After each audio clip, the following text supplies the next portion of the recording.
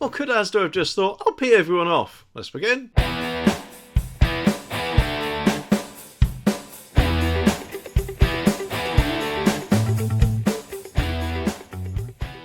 Now, correct me if I'm wrong, but as a shop you want to do the best for your customers, don't you? You want to make them feel happy to walk through the doors so they continue to buy your products. Well, apparently Asda could actually be heading for quite a big boycott according to this article, because they say that Asda shoppers are threatening to boycott the retailer as it rolls out a major change at the tills. And just what is that? Could it be more self-serve checkouts to do away with people's jobs and things like that? Well, sort of, because it says that the supermarket chain apparently has gone cashless and axed man checkouts at 14 fuel forecourts attached to nearby superstores, and it is understood the move to pay at the pump will be rolled out to a further 68 by this summer. Well, admittedly, yes, that is going to save Asda a stack load of money and not having to pay people's wages, but at the same time, we're kind of doing their job for them, aren't we? And at the end of the day, what happens if you don't have any money in your bank, but you have got some money in cash? Surely, now we are coming to a time where cash, unfortunately, seems to be dwindling away. I mean, yes, admittedly, things like Apple Pay on your watch and phone have probably kind of made this happen quicker than what it would have done otherwise, but at the end of the day,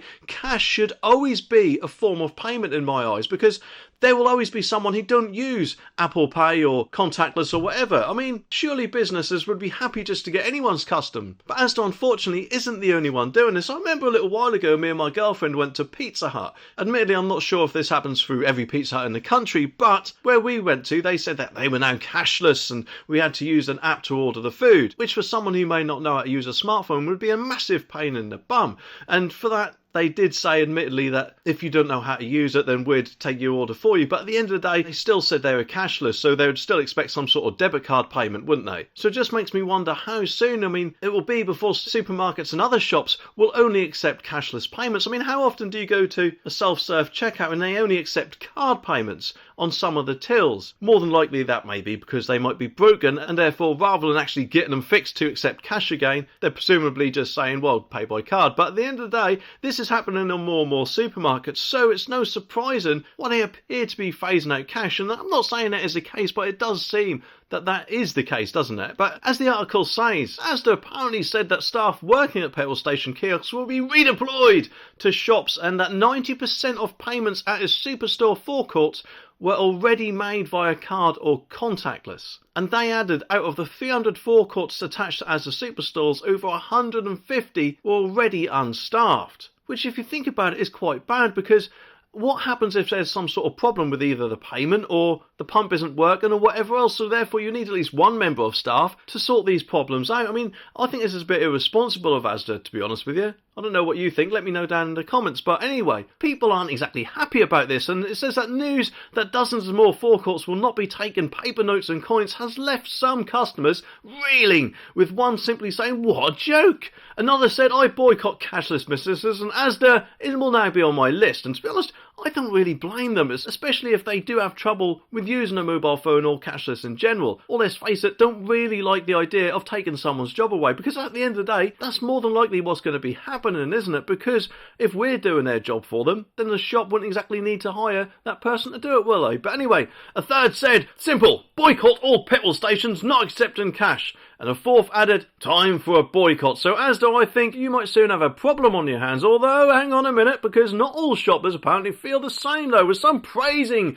the retailer's digital shift. One said, just proves that cash is not king. It is in my eyes though. Nearly everyone has debit cards these days, and so the queue to pay by cash will disappear. Another person said, can't actually remember the last time I had cash on me, probably 2018. Retailers and chains are increasingly going cashless, including Morrison's, Prezzo, and of course Pizza Hut, which of course I mentioned earlier, didn't I? I'm surprised about Morrison's. I thought they actually did it. Oh, hang on a minute. It says in November, Morrison said it had plans to convert scores of self-scan tills to card only. Meanwhile, of course, a Sun investigation in 2022 found scores of shops which wouldn't take cash. So what has Asda actually said about this? Well, apparently a spokesperson for Asda said that we can reassure customers that all Asda stores will continue to accept both cash and card payments as normal. But the majority of customers who still use dry fuel superstore fuel stations use pay at pump, and over 90% of all payments are made on card or contactless devices. And therefore, more than half of our drive-through sites are already unmanned,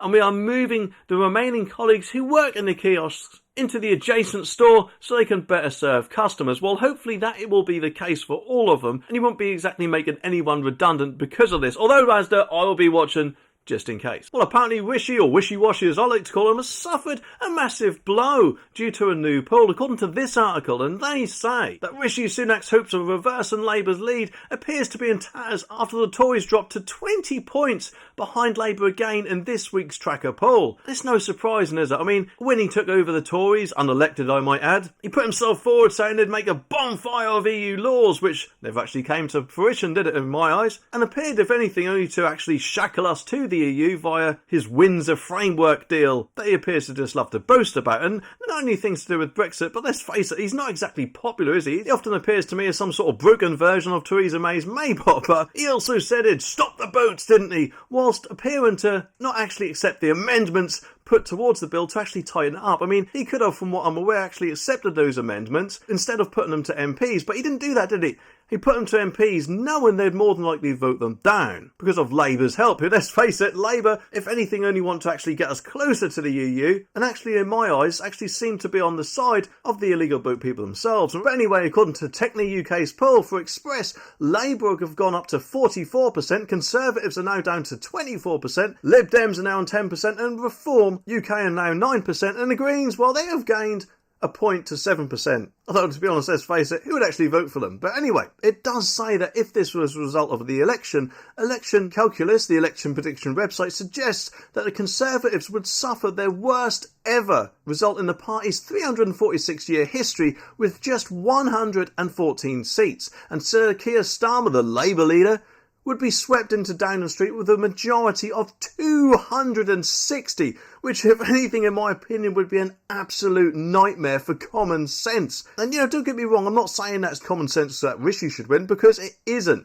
I personally think that Reform should win, but unfortunately in our two-party system, that isn't exactly likely to happen, is it? Rishi, in my eyes, has gone too far left with quite a lot of his policies. And of course, rising tax rather than lowering it. But anyway, the poll of 1,641 British voters also revealed that less than half, 45% of the Conservative voters from the 2019 general election would now only support the party at the next election. And 1 in 10 will not vote. 13% have switched to Reform UK, and 12% have now gone to Labour, and another 13 are uncertain, which presumably means more than likely won't vote. The findings fuel fears that the Tories are heading for a catastrophic defeat, and it comes after the former Cabinet Minister, Sir Simon Clarke, called on Rishi Sunak to quit as Prime Minister this week for the party to go down basically like a lead balloon.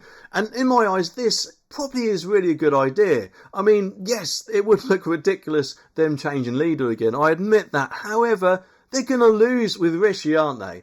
He has peed a load of people off, including myself, with not only the things that he's done, but also for what he actually did to Boris. Remember, Boris was voted in by quite a big majority, and the Conservatives should have realised that Boris, regardless of Partygate, of course, is actually a big vote winner, and kind of kicked themselves in the balls there, haven't they? But anyway, let's have a look at this table. And as you can see, it says here that the Conservatives are on course to lose 262 seats, which, let's face it, is a massive chunk, isn't it? With their predicted seats only at 114. Labour, on the other hand, they're predicted to get 258 seats, giving them quite a worrying majority, and therefore their predicted seats are 455, which is going to be a big problem, isn't it, with all the woke policies they're no doubtly going to inflict on us all, along with, of course, any tax rises or Brexit reversal plans that they indeed have. But Reform, you'd think Reform would do quite well if they're getting, or presumably going to be getting, quite a big chunk of Tory voters going across to them. Well, unfortunately, even though that their predicted votes have gone up by 9%, this table still says that they unfortunately will still get no seats in the House of Commons, which is a bit crazy really if you think about it, isn't it? Surely if a party is doing well, you'd like to think that they'd at least get 1 or 2 seats at least, but unfortunately not as this appears. But hopefully things may change and that will indeed happen. And yes, I know 1,100 and whatever it was isn't the whole country, although they're presumably still Conservative voters at the end of the day. So therefore, in my eyes, this is actually quite worrying, especially if Labour does get that big number of seats as predicted.